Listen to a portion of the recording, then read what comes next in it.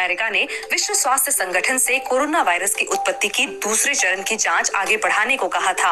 America ने भी यही कहा है कि चीन में स्वतंत्र विशेषज्ञों को वास्तविक डेटा और नमूनों तक पहुंच मिलनी चाहिए। अमेरिकी राष्ट्रपति जो बाइडेन ने खुफिया एजेंसियों से कहा है कि अपनी कोशिशों को तेज करें और 90 दिनों के अंदर ऐसी जानकारी जुटाएं जिसके आधार पर किसी ठोस नतीजे के करीब पहुंचा जा सके। अब भारत ने भी इस मामले में अपनी राय रखी है। भारतीय विदेश मंत्रालय ने शुक्रवार को एक बयान जारी कर कहा, विश्व स्वास्थ्य संगठन की कोविड-19 की उत्पत्ति से जुड़ी जांच का अध्ययन एक अहम कदम है।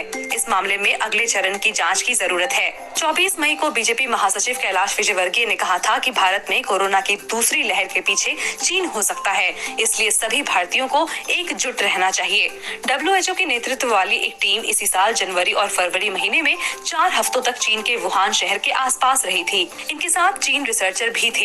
WHO की इस टीम की रिपोर्ट इसी साल मार्च महीने में आई थी और कहा था कि शायद कोरोना वायरस चमगादड़ों और दूसरे जानवरों के जरिए इंसानों में आया हो।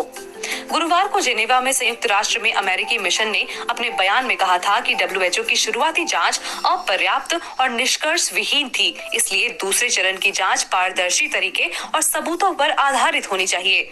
पूरे मामले पर चीन ने भी प्रतिक्रिया दी है। गुरुवार को चीनी विदेश मंत्रालय के प्रवक्ता चाओ लिजियन से समाचार एजेंसी रॉयटर्स ने पूछा कि अमेरिकी राष्ट्रपति जो बाइडेन ने कोरोना वायरस की उत्पत्ति को लेकर एक खुफिया रिपोर्ट मांगी है। इस रिपोर्ट में यह बताने के लिए कहा गया है कि कोरोना वायरस जानवरों से इंसानों में आया था।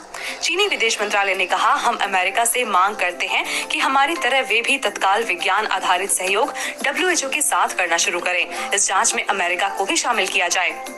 एक आखिरी बात अमेरिका के पूर्व विदेश मंत्री माइक पॉम्पियो की है। उन्होंने कहा था कि CIA निदेशक रहते हुए झूठ बोला था।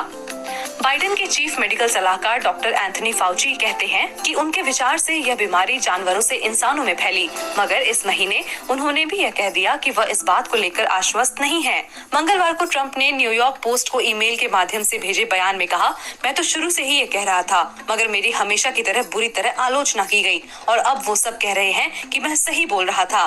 वायरस कहां से फैला, हो सकता है कि आम लोग कभी इस बारे में पूरा सच ना जान पाएं, खासकर तब जब चीन का रवैया ऐसा ही असहयोग वाला रहेगा। बाइडेन जड़ तक जांच करवाने का दावा तो कर रहे हैं, लेकिन अगर अमेरिका को पक्का सबूत मिल जाता है कि वह वायरस लैब से फैला, तो इसका मतलब होगा कि सारी बड़ी हस्तियों को अपनी गलती माननी होगी और किसी निष्कर्ष पर तुरंत यकीन कर लेने की आदत पर फिर से विचार करना होगा। इससे अमेरिका और चीन के रिश्तों पर भी आने वाले कई सालों के लिए गहरी चोट लग सकती है।